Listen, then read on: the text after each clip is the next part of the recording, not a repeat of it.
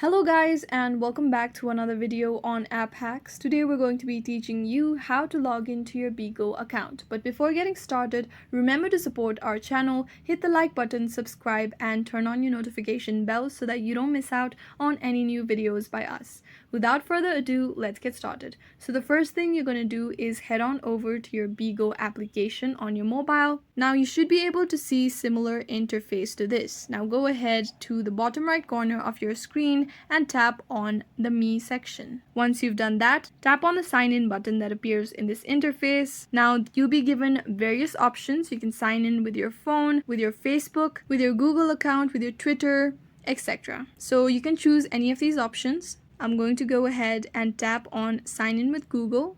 On doing so, you'll be required to choose an account to continue with Bigo Live.